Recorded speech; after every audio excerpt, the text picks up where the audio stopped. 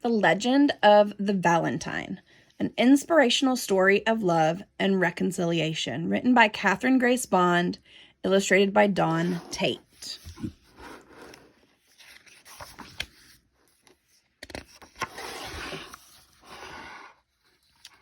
Daddy was in jail. It was all Marcus could think about. Daddy was in jail, and he hadn't done anything bad. At the next desk, Davy was coloring hearts, orangey red like his hair. He'd drawn 14 and crossed out 5. "I'm counting down to Valentine's," he told Marcus. "Can I borrow a skin color crayon?" Marcus ran his finger over his crayons, wondering which one Davy wanted. He handed over a pinkish one and then pulled out a brown for himself. "That's the wrong color." It was Travis. Marcus kept coloring. Behind him, Travis spoke louder. "Everyone knows that's the wrong color for skin."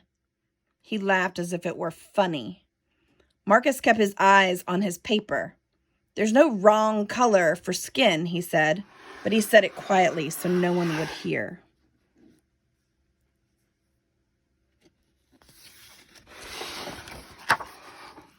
It had been 5 months since he started at the new school. Mama had said it would be hard. Daddy, too. It used to be against the law in Alabama for Marcus to go to a white school. Even when the law changed, not many had tried, but Marcus had wanted to. Granny had been on his side. "Let the boy go," she'd said. "He's strong. And doesn't he have a band of angels watching over him?" Some days Marcus looked around the classroom for his band of angels, but in 5 months, he hadn't seen any.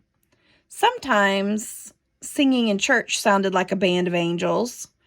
Lately, Daddy had been driving all the way from Hope to the big church in Selma to hear Dr. Martin Luther King. But now Daddy was in jail, and Dr. King was too. Marcus colored himself into his picture behind gray bars.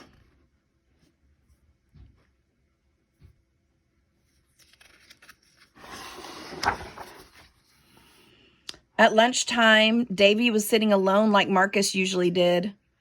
Marcus sat down and Davy didn't move away. "Hey, brown crayon." Marcus didn't have to turn around to know it was Travis. Jack and Bern were with him. "Hear your daddy's in jail," Travis said. Jack and Bern giggled. Travis gave Davy's orange hair a tug. "Kumquat head," he said. "Why are you eating lunch with the jail boy?" Davy blushed. Travis flipped Marcus's plate. Mashed potatoes and gravy splatted into his lap. "Oops," called Travis as he and Jack and Bern ran out the door. Davy waited until they were gone. He handed Marcus some napkins. "Don't feel bad," he said. "Travis did the same things to me before you came." Marcus cleaned the gravy off his good school pants, and he couldn't look at Davy.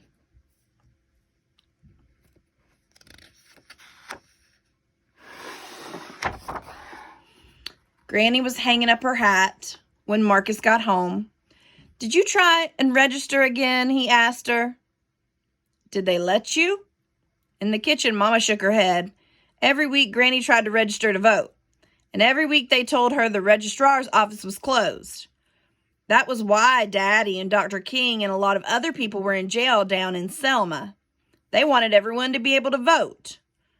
Granny set a stack of library books on the reading shelf. "How was school?" she asked. "Fine," Marcus said. "It was just fine." Granny peered at him as if she were checking his temperature. If she asked too many questions, Marcus would get her to tell him a story. Granny knew stories about everything. Mama set down some ginger snaps and a glass of milk.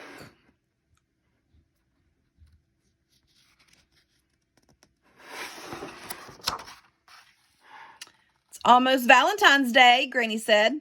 "Best get started on those cards." She plunked down scissors and paste in a box of saved wrapping paper from Christmas. "There's enough to make real nice ones for everyone." Marcus looked away from her. His stomach hurt. "Don't feel like it," he said in a low voice, and Granny didn't answer. Marcus scuffed his shoes under the table.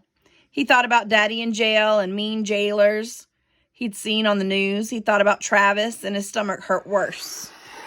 And Granny waited.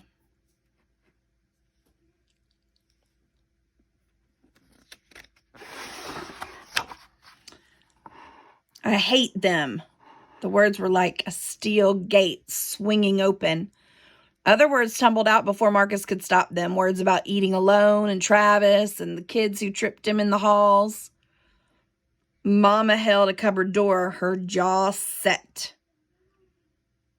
I hate those school kids. The words felt like fire. And I hate Travis most of all.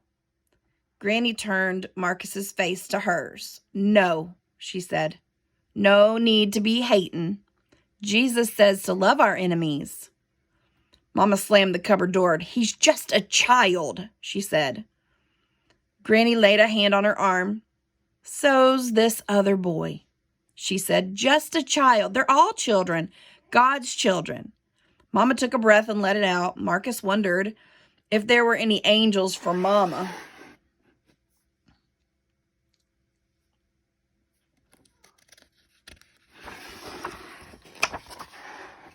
Granny folded some red paper. Reminds me of the first Valentine. Marcus spun the tape with his finger. What about it? Not it, said Granny. Him. Valentine was a Christian back when it was against the Roman law. Against the law? Oh, yes. Granny cut a curve on the fold. There was a law that everyone had to worship the emperor. Christians worshipped only Jesus. That seemed strange to the people in Rome, and any time something went wrong back then, folks needed someone to blame. Mama swept the forks into the sink with a clatter. Marcus stopped spinning the tape. So what about Valentine?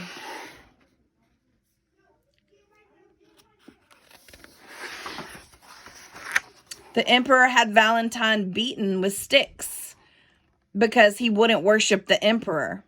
Did Valentine fight back? No, said Granny. That's not the way of Jesus. On the news, Marcus had seen protesters being beaten with sticks. They hadn't fought back either. I'd fight back, thought Marcus. Granny pulled the cut part out of her paper, leaving a heart-shaped hole. So Valentine was thrown in jail, she said. Jail? Marcus sat up. He didn't do anything bad. That's right, said Granny. He didn't. Mama stood at the sink with her back to Granny. Marcus knew she was listening. Go on, he said.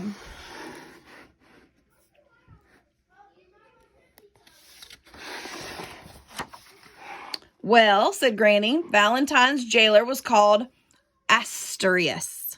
He worshipped the emperor like everyone else, but Valentine wouldn't stop talking to him about Jesus. But that was the jailer, said Marcus. He talked to the jailer about that? Of course he did, said Granny. He sang about Jesus. He prayed to Jesus. Asturias started to get interested. Granny closed her eyes. Now, Asturias had a blind daughter. If your Jesus can heal my little girl, said Asturias, then I'll believe in him. And did he? Granny opened her eyes. Of course he did, she said. Valentine prayed. The child got her sight. And Asturias was so happy that he and his whole family became Christians. Marcus fiddled with the paper. He wanted to be happy for the jailer, but he wasn't. Mama went to get the mail. Marcus crumpled Granny's Valentine scraps into little red balls.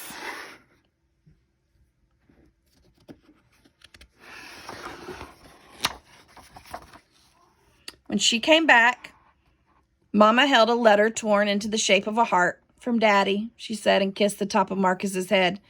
Here's my Valentine to you all, Mama read. We're singing in the jail. Some of the jailers are starting to sing along. Sounds like a band of angels. I love you. Have courage. God shall overcome. Daddy. Yes, Mama whispered. Marcus touched the letter's torn edge. Daddy was brave. Marcus didn't feel brave at all. He took a sheet of colored paper. He knew what he had to do.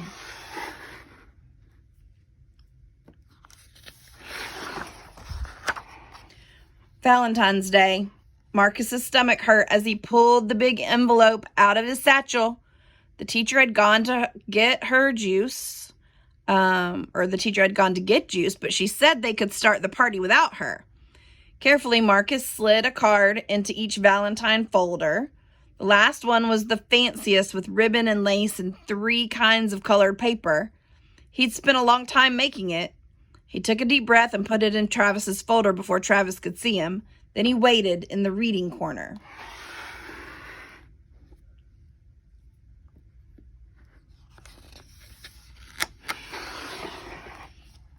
Travis smiled when he got to Marcus's Valentine. Then he scowled as he read the crayoned words. "Let's be friends, from Marcus." Marcus's stomach clenched, but he didn't hide. "Someone playing a joke on me?" Travis demanded. "Who did this?" And everyone stopped. Marcus stepped forward. "I did," he said, and looked right at Travis's face.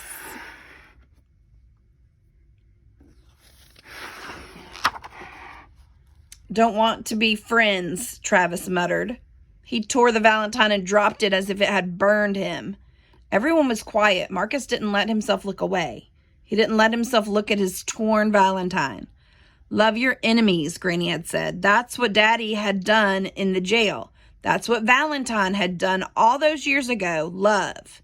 Even when some folks didn't deserve it, it was what Jesus wanted him to do.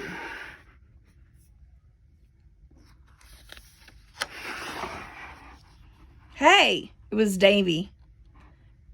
Pinned to his shirt was Marcus's Valentine. "I want to be friends, Marcus." "Me too." Kathy found her Valentine for Marcus and pinned it on her dress. "So do I. I want to be friends." Andy and Margie pinned on Marcus's Valentines. Sarah and Tom did too. Even Jack and Bern pinned them on. Slowly, everyone moved forward until Marcus was surrounded.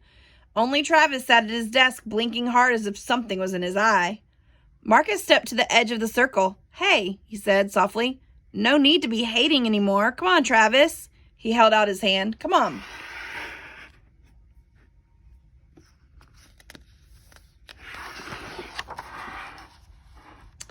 The history of St. Valentine. Many different stories are told about a Christian named Valentine who lived 270 years after Jesus. In one, he was a priest in Rome who performed secret marriages after the emperor had forbidden soldiers to marry. In another, he helped Christians who were in prison for their faith. In the most well-known story, he was thrown into prison for worshiping only Jesus and healed the jailer's blind adopted daughter. When the jailer and his family became Christians, the emperor, Claudius the Cruel, was so angry he had Valentine killed. The civil rights movement. Voting was only one right families like Marcus's fought for during the 50s and 60s. In some parts of America, African Americans and other people of color fought for the right to eat at public lunch counters, ride in the front of the bus, and attend the schools of their choice. Leaders like Dr. Martin Luther King brought people of all colors together in marches, sit-ins, and protests. Their battle was not with weapons and fists.